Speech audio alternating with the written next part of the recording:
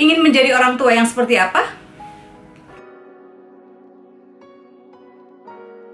Assalamualaikum warahmatullahi wabarakatuh. Berjumpa lagi dengan Asma Nadia dan Om Keren, Ayah Isa Alamsyah. Kali ini kita akan membahas tentang ya gimana sih?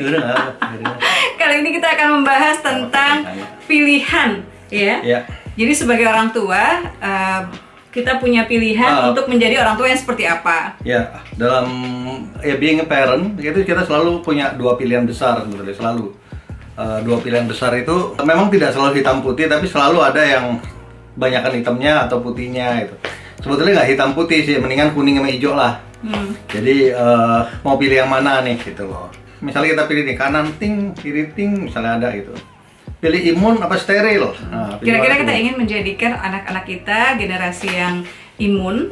Yang imun itu berarti punya imunitas ya. Mereka tahu hal-hal yang buruk, tapi mereka bisa membatasi diri, ya, atau bisa melindungi diri. Atau kita ingin menjadikan anak-anak kita sebagai generasi yang steril, yang dari awal benar-benar kita jaga agar tidak bersentuhan dengan hal-hal yang sifatnya kurang baik atau tidak baik. Nah, saya punya cerita nih. Waktu itu saya punya temen, sebetulnya bukan temen sih, atasan waktu itu. Ini orangnya menurut saya ya tajir banget dan pinter banget lah. Dia lulusan Harvard, jadi boleh dong kalau saya nggak pinter ya. Nah, waktu itu anaknya makan permen. Permennya jatuh ke lantai. Terus tuh anak ngerangkak, permennya dimakan dari lantai gitu. Terus saya bilang, jangan kotor, nggak apa-apa Pak, biarin aja nanti biar anaknya imun. Gitu. Kalau buat saya sih ini rada gila nih, gokil gitu. Tapi memang ada teori ya seperti itu gitu. Anak-anak itu justru harus dibiarkan untuk kotor-kotor dikit supaya imun. Selama tidak membahayakan.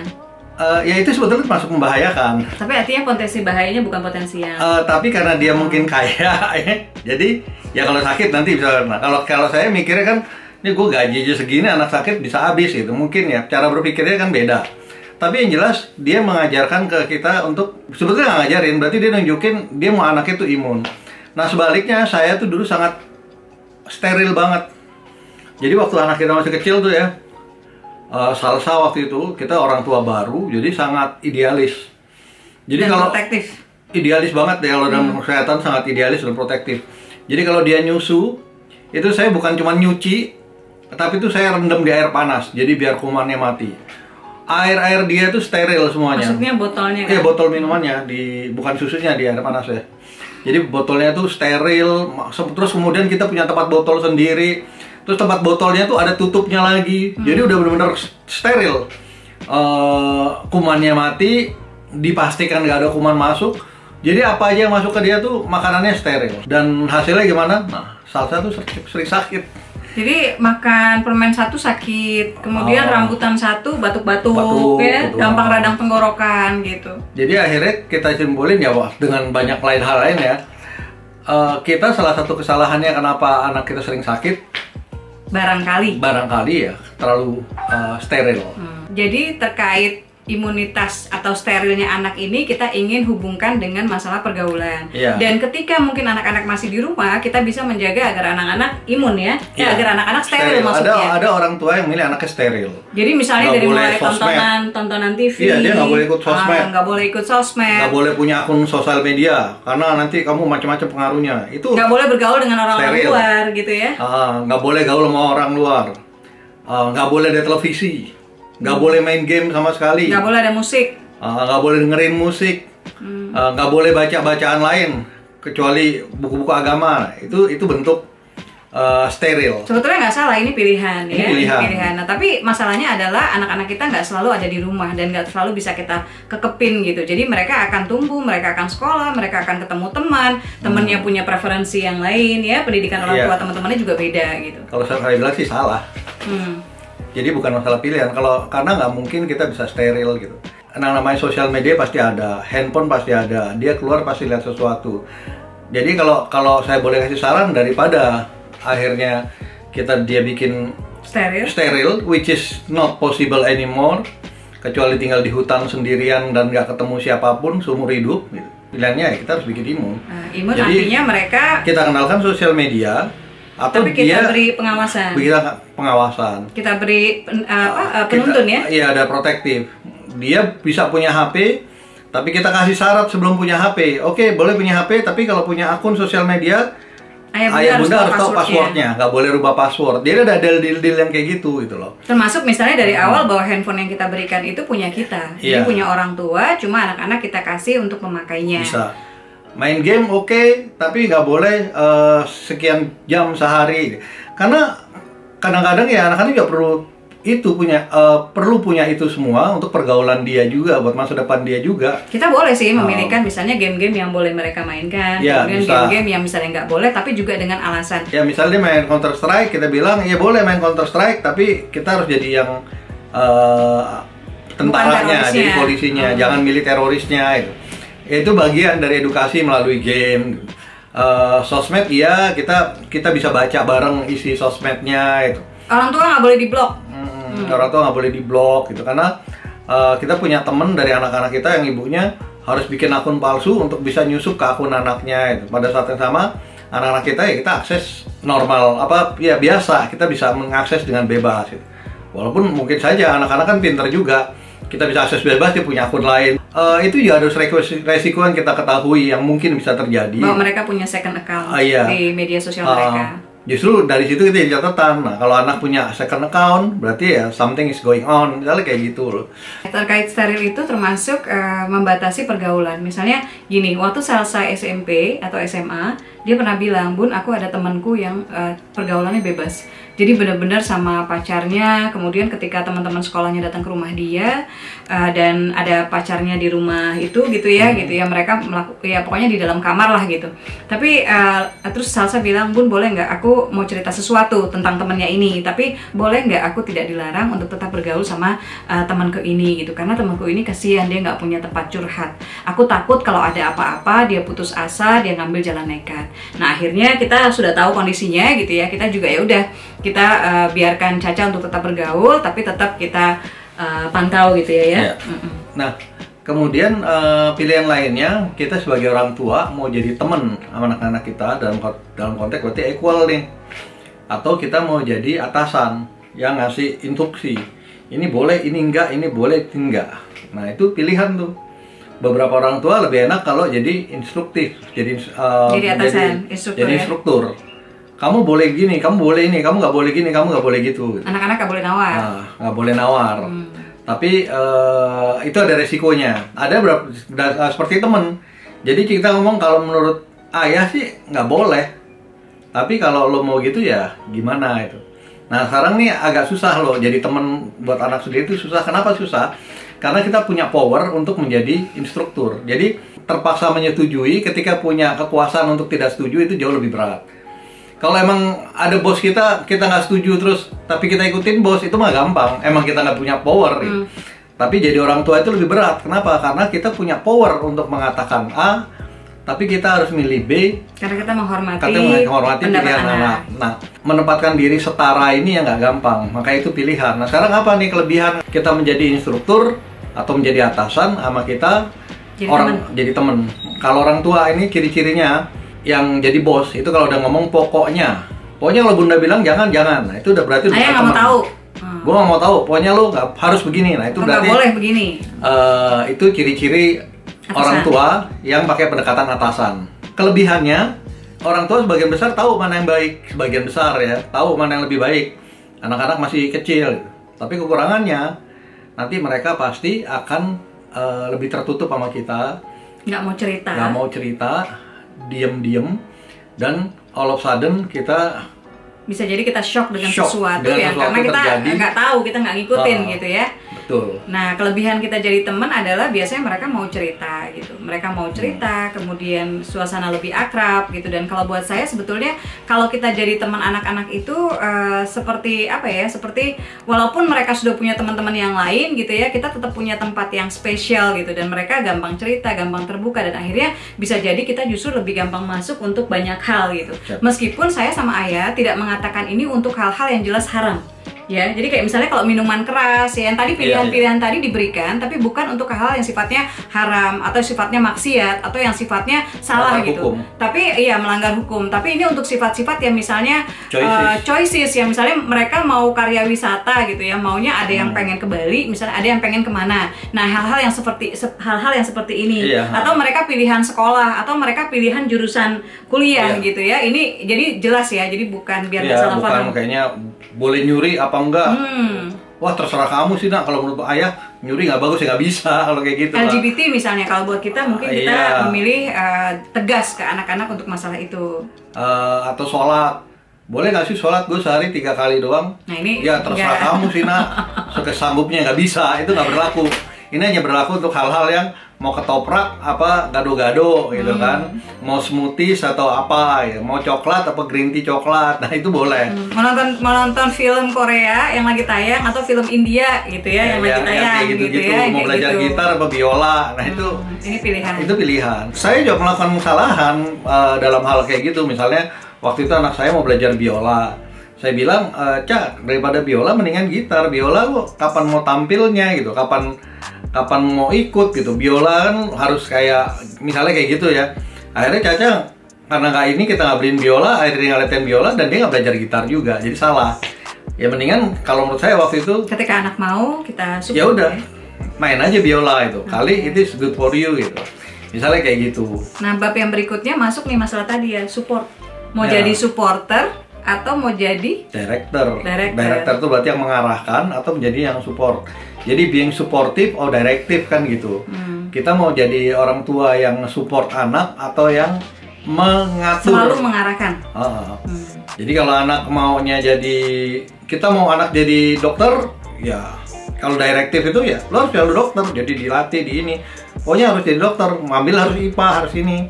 Atau kalau kita suportif, kamu harus jadi dokter, kamu harus jadi tentara, kamu harus jadi pilot, misalnya jadi kayak gitu. Tapi anaknya bilang, aku lebih suka jadi pengusaha gitu. Atau aku lebih suka jadi pemain bola, atau aku mau jadi penulis, atau pengen jadi penulis. Nah kalau kita suportif, ya kita biarin gitu. Selama hal-hal yang baik ya, cita-cita yang baik dan kelihatannya mungkin memang anaknya dari awal juga minatnya ke situ gitu ya. Yang kita lakukan adalah kita support mimpi anak-anak semampunya orang tua tentu saja. Gitu. Tapi sebetulnya ada garis dua nih, satu garis lurus yang biasa, satu garis pilihan. Jadi arti gini, gue mau jadi olahragawan pemain bola, jadi gue nggak mau sekolah. Nah itu terlalu riskan. Jadi ada garis standar minimal, ya sekolah tetap harus selesai nih. Kalau lo mencintai bola emang nggak perlu sekolah, tapi kalau nggak jadi pun minimal lo ada backup sekolahnya, kayak gitu loh. Ya, jadi ada garis. Ya, jadi ada garis. Ada garis kenapa benar begini? Ya. Jadi bukannya lingkaran tapi garis. Nah, jadi ada garis yang kita harus itu kalau istilah kita inilah minimum requirement line. Jadi kayak gitu loh. Kayak misalnya sekolah itu ya minimum dia harus standar. Ya standar. Jadi kayak misalnya Adam, dia ingin dalami bola. Jadi pada prinsipnya untuk jadi pemain bola internasional dia nggak butuh ijazah SMP, nggak butuh ijazah SMA, nggak butuh jadi sarjana. Itu kan jadi bola yang penting ahli gitu. Kalau dia jago main di Eropa ya udah bisa berpenghasilan besar dan dia pergi ke Eropa. Gitu. Nah tapi karena kita punya yang namanya garis minimal requirement, walaupun dia sudah mendalami bola sampai ke Eropa dan bisa dianggap cukup punya masa depan ya, punya masa depan gitu. Tapi dia tetap harus homeschooling, bukan homeschooling sih, sekolah jarak jauh, long distance school. Kenapa? Karena memang harus ada garis minimal standar yang harus dipenuhi. Minimal lo harus punya ijazah SMA misalnya kayak gitu. Dan benar-benar terjadi gitu loh. Tiba-tiba ternyata setelah 3 tahun di Eropa, di Belanda sempat terpilih jadi 12 pemain terbaik di Belanda. Bahkan pernah masuk dalam yang oranye. Jadi yang orange itu kalau di Belanda itu sebetulnya seleksi buat anggota timnas Belanda, kasarnya kayak gitu, salah satu seleksinya. Karena dia kebetulan dapat kayak semacam permanen residen untuk setahun, bukan permanen residen, pokoknya dia punya kartu untuk tinggal selama setahun di sana, dia bisa ikut seleksi itu. Dan dia bisa bahasa Belanda dengan baik gitu. Sampai akhirnya terpilih jadi 12 terbaik dari ribuan peserta yang ikut gitu loh. Tapi dari Belanda karena nggak bisa diperpanjang, akhirnya Adam ke Spanyol. Mendalami bola. Iya, di Valladolid ya masuk awalnya. Juga, masuk klub, Valladolid. Kemudian pindah lagi ke Valencia. Di sana dia mendalami bola, ngadu-ngadu, kemudian pokoknya setiap sepekan 2 kali main sama pemain profesional. Jadi latihan sama pemain profesional. Nah, suatu saat ada orang yang smash kenceng banget bola, kena matanya itu. Mungkin itu salah satu sebabnya. Akhirnya kadang-kadang matanya mata sebelah kiri suka kehilangan penglihatan selama sampai dengan 30 detik sampai 2 menit lah 1 menit, 30 detik, tapi nggak sering, sebulan sekali. Tapi itu indikasi. Tapi pernah sebulan 3 kali juga. Indikasi kalau dokter mata ya harus berhenti main bola. Nah, tentang ini teman-teman bisa lihat di YouTube-nya Adam Firdaus kenapa saya berhenti main bola gitu. Nah, tapi karena akhirnya kita dulu punya yang namanya garis batas minimal akhirnya pulang ke Indonesia, dia give up dream sepak bola. Dia langsung karena punya ijazah SMA dengan jarak jauh itu, dan alhamdulillah sempat ikut ujian kesetaraan. Dia akhirnya ikut kursus 1 tahun habis-habisan di lembaga bimbel belajar. Setahun penuh dia belajar pagi siang malam, mengejar ketertinggalan 3 tahun belajar. Dan alhamdulillah bisa masuk ke Universitas Indonesia, dan sekarang dia mulai dengan karir baru dia di Fakultas Hukum. Ya. Jadi kita suportif, tapi kita imbangi dengan yaitu ada batas toleran kita yang oke, gue setuju melakukan ini. It's not bukan sesuatu yang orang tua inginkan, tapi minimal yang ini harus dipenuhi loh, kayak gitu loh. Dan saya termasuk yang bersikeras karena jadinya rencana cadangan ya. Yeah. Dengan cara seperti itu kita punya semacam rencana cadangan buat Ananda. Nah, pilihan yang berikutnya adalah apakah kita akan menjadi orang tua yang protektif atau permisif. Ini agak-agak mirip dengan imun atau steril, tapi sebetulnya agak beda. Ya, protektif itu ya kita larang anak-anak kita untuk melakukan sesuatu karena kita protektif, atau kita bolehkan melakukan segala hal supaya mereka berkembang. Nah, sebetulnya agak-agak mirip ya saya bilang, tapi jadi makanya bahasanya juga agak jadi sama. Kalau kita terlalu protektif, nanti anak kita steril, itu biasanya malah kebobolan. Ini yang kata Sayyidina Umar dulu ketika ada sahabat datang, wahai Amirul Mukminin, wahai Umar gitu. Ini ada orang yang hebat banget, dia sama sekali nggak kenal namanya maksiat. Akhirnya Umar bilang apa? Ya orang kalau nggak kenal maksiat, justru ketika terjerumus maksiat dia nggak tahu itu maksiat gitu. Jadi kalau orang nggak tahu penipuan, dia nggak kenal sama sekali dia penipuan, justru dia akan mudah ketipu. Orang nggak ngerti, pokoknya jangan deketin dengan riba. Jangan dekati dengan riba, jangan kenalkan riba. Nah, justru dia bisa terlibat riba karena dia nggak tahu. Gitu. Bukan berarti harus melakukan ya, berarti harus melakukan. Tapi minimal dia tahu konsep bahwa di luar ada orang jahat, ada penipuan, bahwa kalau di ekonomi ada riba gitu. Nah, makanya, kalau dia tahu itu, dia bisa melindungi dirinya sendiri. Ini sama dengan kita ajarin anak kita jangan suka kekerasan, tapi kita ajarin dia bela diri, which is sebetulnya itu kan kekerasan gitu. Nonjok, mukul, tapi untuk proteksi. Jadi being protective atau being permisif. Kok anak-anak diajarin kekerasan, dia mukul-mukul, ya itu bukannya permisif mereka jadi suka kekerasan, tapi itu memproteksi dia supaya mereka nggak jadi korban kekerasan, misalnya kayak gitu. Tapi kalau Bunda nggak mau jadi permisif permisif soalnya kesannya semua dibiarin gitu. Kita harus mungkin punya garis tengah antara protektif sama permisif itu. Nah, ini yang makanya level tuh beda. Misalnya kayak gini, anak Adam suka bela diri, saya suka berantem sama Adam. Yang ini ribut mulu. Iya, mereka main Habib time. Dia kalau Adam Habib, saya pakai sarung tinju, Adam pakai sarung tinju, kita tinju pukul-pukulan. Apalagi sekarang pukulan Adam udah hampir sama kerasnya pukulan saya. Jadi kalau dulu saya bercanda, dia mukul nggak gitu. Nah, jangan berisik kayak bundanya. Adam, ayah kamu nih sekarang udah kesehatan kurang, udah tua, jantungnya ada masalah, gitu mulu gitu.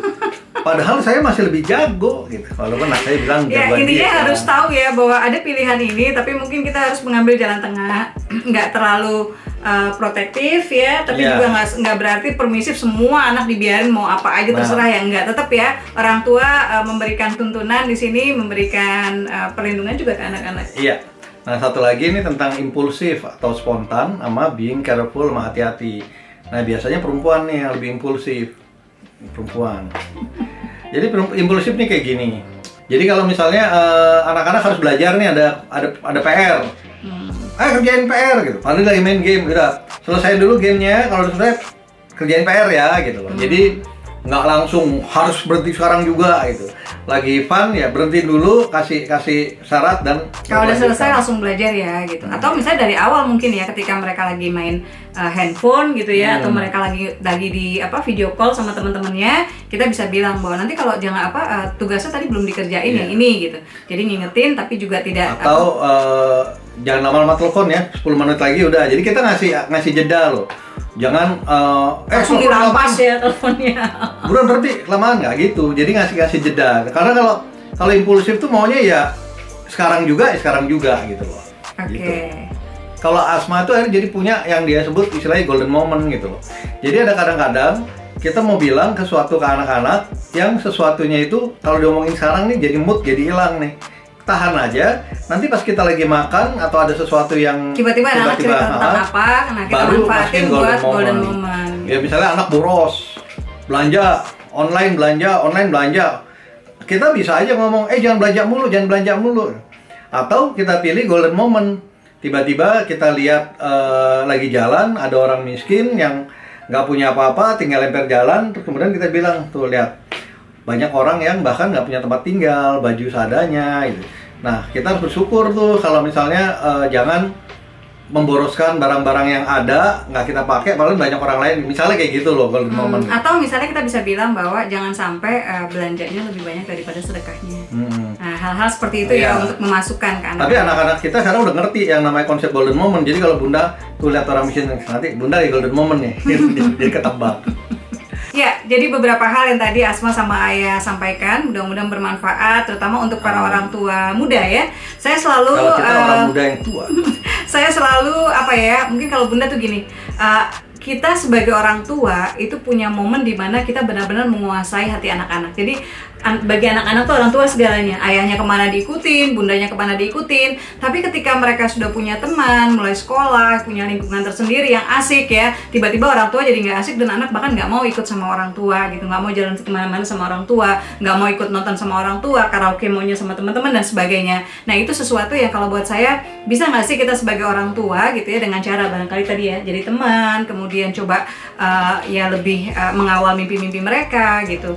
Ya pastinya sih mendoakan dan sebagainya. Tapi dengan cara itu barangkali kita bisa mengusahakan agar ruang spesial di hati anak-anak yang tercipta untuk orang tua selamanya tetap ada di sana. Jadi orang tua yang fun tapi tetap oke ya buat anak-anak. Kita punya pilihan, harus bijak memilih karena nanti yang menanggung akibatnya anak-anak kita sebetulnya. Jadi ya be wise as a parent.